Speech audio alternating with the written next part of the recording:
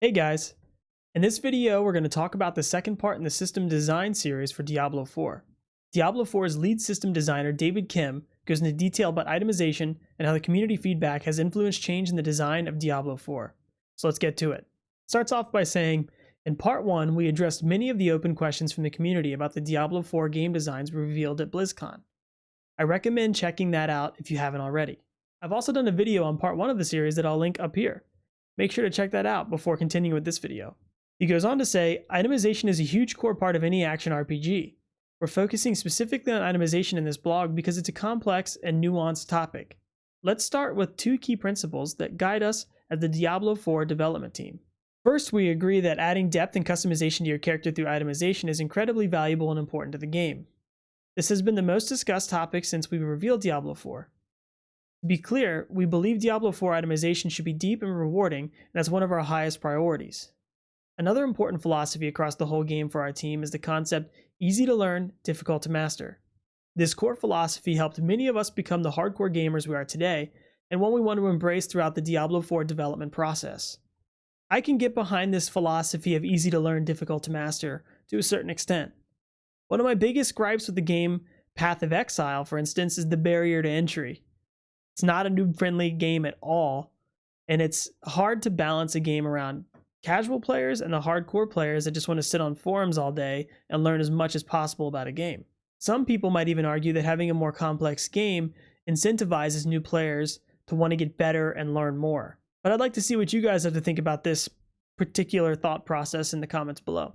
David goes on to say, second, we agree with the feedback that Diablo 4 shouldn't just mimic the itemization in our previous Diablo games.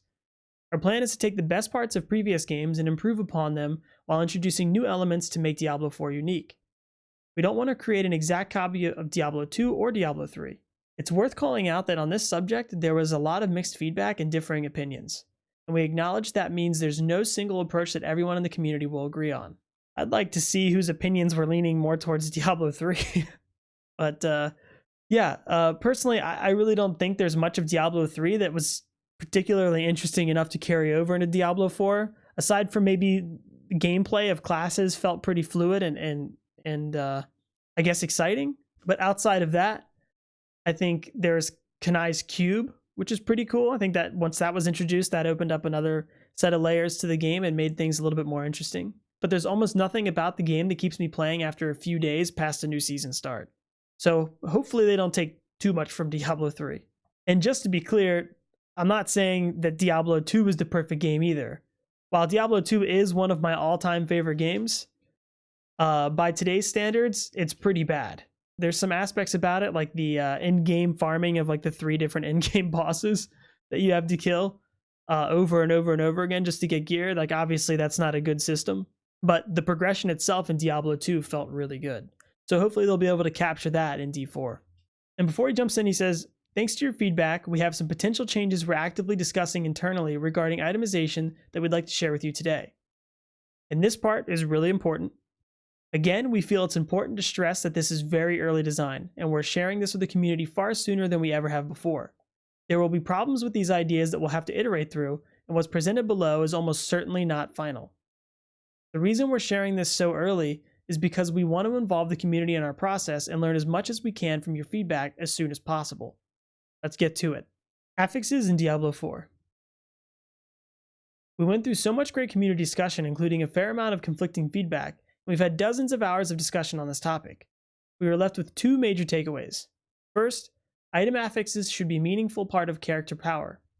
Second, they should create interesting choices when deciding which items to equip. Our previous focus was on making each affix geared towards specific builds, so that the perfect item would vary depending on the build you were pursuing. We still like this overall direction, but we understand it can also feel like your choices are limited because you end up chasing a list of best in slot items. And I definitely agree there. I really don't like the idea of specific items geared towards a specific build. I favor a more broad approach where one legendary can be used for multiple builds, making theory crafting way more interesting and designing your character a lot more exciting, I think. But here are some of the changes that they are considering. We're increasing the total number of affixes on items, including magic, blue, rare, yellow, and legendary orange. This should raise the overall importance of non-legendary affixes on your character's overall level of power. We are also introducing 3 new stats. Angelic Power, which increases the duration of all beneficial effects like self-buffs or healing. Demonic Power, which increases the duration of all negative effects like debuffs or damage over time. And Ancestral Power, which increases the chance of on-hit effects, aka increased proc chance. These new stats can appear as affixes such as plus 15 Angelic Power in addition to providing the above stated benefit. We want these new stats to also act as prerequisites for empowering certain other affixes. If you don't have enough of a specific power, you can still equip the item, but you may not benefit from an affix linked to that power. To be honest with you guys, I think these new stats remind me of something that I think we're all familiar with, and that would be intelligence, dexterity, and strength. I think if they want to make the game a little bit easier for newer players or noobs, that they should probably stick to the traditional route of intelligence, dexterity, and strength. And I really think that they should make it so you can't equip the item at all. I don't know. I mean, maybe you don't have to do that, but I think going down the route of intelligence, dexterity, and strength and making each one of those have their own unique properties to them. But I don't think there's to me, it almost looks like they're just trying to reinvent an already existing system, but in a way that's a little bit more confusing for everybody else, right? I mean, it's not really confusing, but it's just like reinventing a system that already exists for no real reason. To be honest, I really do like all these new affixes, like Angelic Power and Demonic Power, Ancestral Power, and how they all alter the way your character plays, depending on how much you have stacked or whatever. But I think it would be more interesting if you had your stereotypical strength, intelligence, dexterity, you had that built into the game in terms of gear requirement, but Angelic Power, Demonic Power, Ancestral Power were their own unique affixes altogether that you could also strive to get on items, making it so if you get a specific item that has the right, maybe you needed a little bit extra strength, getting some Angelic Power on there, and some of the plus to skills that you were looking for, or some other resistances and stuff like that, makes your perfect item that much more exciting to find.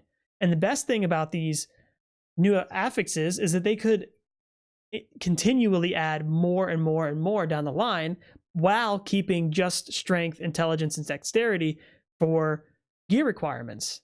So these other affixes can become more and more exciting, which can also open up more avenues for crafting and different end-game items. Here are a couple of work-in-progress examples to better illustrate what these affixes do. Again, none of this is final and could change considerably. Each of the 3 powers will have a list of affixes that are attuned to it. So depending on which stats you care about, you might want to focus on Angelic, Demonic, or Ancestral Power. In the examples above, you would need 50 Demonic Power to get an additional rank in the Devastation skill, 55 Demonic Power for 25% fire resistance, or 60 Demonic Power for an additional 2 ranks in the Char to Ash skill. If you wanted to build around Crushing Blow, you'd need to stack at least 55 Ancestral Power instead, while 40 Angelic Power would be required to gain 25% cold resistance. We think these changes will address those 2 main takeaways pretty well. Legendary powers will no longer completely dwarf the strength of your affixes, and the affixes themselves will provide interesting choices because their strength depends on how much of the relevant powers you've accumulated on the rest of your gear. You may find an amulet with the perfect stats for your build, but some of its affixes may require Demonic Power when you've previously focused on Ancestral. Maybe your current amulet is the primary source of your Ancestral Power, so equipping a new amulet would mean potentially making sacrifices elsewhere. With this system, it will be easy to identify items with good stats, but it will take some thought and planning to decide whether the item is good for your build. The best items for your character will really depend on what you currently have and how you've built that character, making it more difficult to just look up the right answer online. At the same time, we think this system keeps items approachable, even if you make suboptimal itemization decisions. You may be weaker, but doing so won't completely break your character. We can also introduce this mechanic gradually and naturally as you level, rather than making it a requirement to understand at the beginning. I like the idea of gradually introducing mechanics so it doesn't confuse too many people. I think also, as long as they're designing the game from the start with a proper tutorial system that teaches everybody everything they need to know, they won't really have to worry about making a game that's overly complex. As long as it just slowly dips you in with a proper tutorial system, you could have a really in-depth game that teaches the players from the start how to play it right. Okay, so on to the section that I think a lot of people have had some worries about, the attack and defense changes. Based on your feedback, we've changed attack to only be found on weapons, defense to being only on armor, and we've removed both attack and defense from jewelry entirely. The goal here is to better embrace the fantasy of each type of item. So it sounds basically just like armor and damage, like it normally is in every RPG ever made. I'd still like to see like actual damage values on weapons and not just a flat attack. I think leaving defense with just a flat number is fine. Because it's what difference would it make if they just called it armor or whatever? I think it's kind of funny, these changes, the way that they're talking about it, because this is just very stereotypical of any ARPG pretty much. We like the attack and defense stats as a way to convey power progression on items. A core part of any ARPG is the quest for more power. Just as we have skill ranks, talent trees, character levels, and so forth, attack and defense allows us to reflect your power growth in items as well.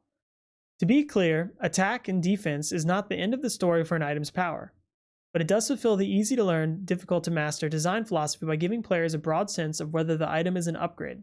Players who are optimizing their character will still need to take the additional affixes on an item into account, as their benefit to your build can outweigh the raw attack or defense of an item. Solely picking your items based on attack and defense will almost never be the optimal way to play, but it does provide a good starting point for new players. The more I'm reading this, the more I like the idea of just attack and defense. I think we're just going to have to wait and see how defense actually works. If it's just an overall flat damage reduction to everything, I think that might be a little boring. I'd like the more traditional idea of defense might work like a reduction to physical damage. So like a melee character could stack more of it since they're going to be in the middle getting hit a lot.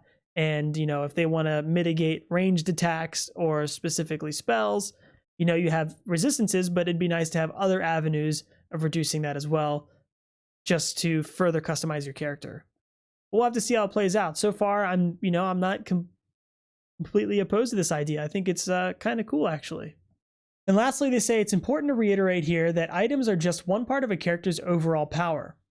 Our goal is to spread out power across different sources, including skill ranks, your character's level, talent trees, items, and in-game character progression system, which, like everything else, is still in development. On to Ancient Legendary Replacement. In our last post, we mentioned that we were looking at some potential changes to ancient items based on your feedback. We're going to remove ancient legendaries from the game in their current form entirely. Holy shit, that's fantastic news. I think that might be the biggest news out of both of these newsletters, is the fact that they're just going to remove ancient legendaries from the game. That's very exciting. I'm glad that they realized that ancient legendaries were not a good thing in Diablo 3. They were like a band-aid on an already poorly designed itemization system. So I think I'm glad they realized that and they listened to the community and they pulled that out, because my God, man, that was not a good system, but that's amazing to hear. Our newest proposal hits a couple different feedback points, addressing the usefulness of rare items, as well as increasing the depth and complexity of player gear choices in the endgame. We will be introducing a new type of consumable, which we have yet named.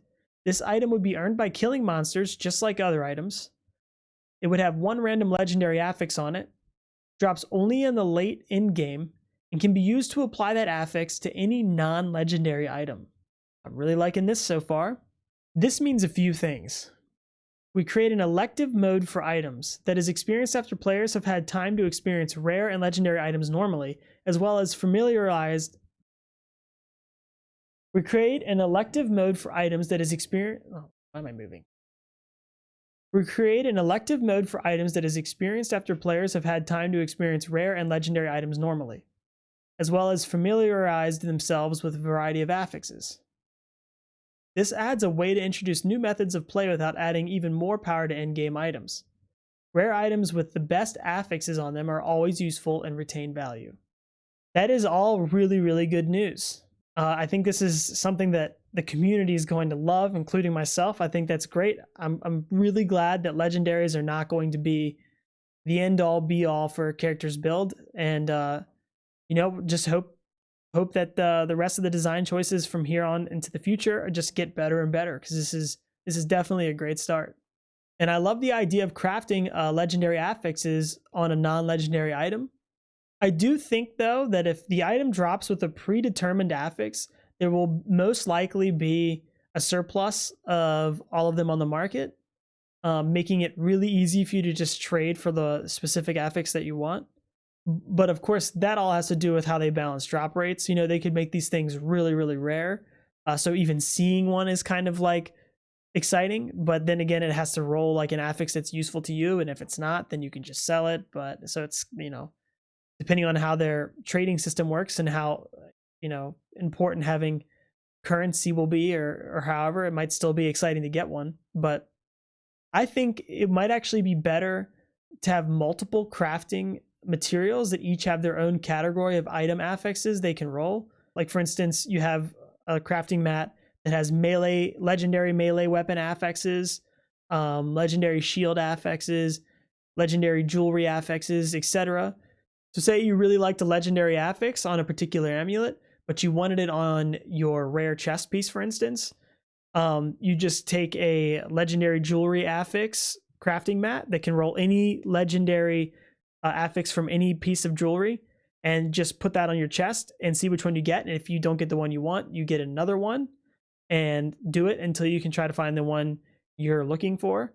I know a lot of people are not a huge fan of RNG outcomes like that. So I would love to hear your guys' thoughts on a system like this, or on their existing idea, down in the comments below.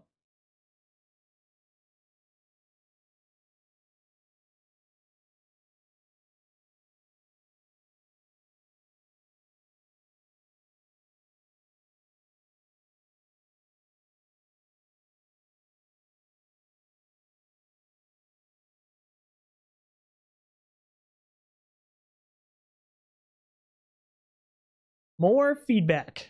We want to remind you one last time for good measure that none of this is final. We haven't even tried most of this in a working build yet. We'd love to get some constructive feedback on these approaches, as well as a general direction we're headed for itemization. We've never shared this level of detail this early before, but we look forward to reading what you have to say. Thanks. David Kim. This is amazing. The fact that they've never had this, they've never shared this much detail this early on with people. And the fact that they're sharing these things that they haven't even tested themselves yet, which means like they're super early on in development and thoughts with these things. It's exciting that they're making us a part of that. And I really hope that they continue down this path. And to be honest, when they said they were going to like let us in on details and updates with the game every 4 times a year or something like that, once a quarter, it's crazy to me that they've already put out these 2 blog posts with relatively soon. It's only been a month after BlizzCon, and we've seen 2 of these posts already. It's really exciting, and I hope they keep it up. If you like the video, make sure to share it and subscribe to the channel for future Diablo content. Also, you can catch me on twitch.tv/BeMoreGaming. Until next time.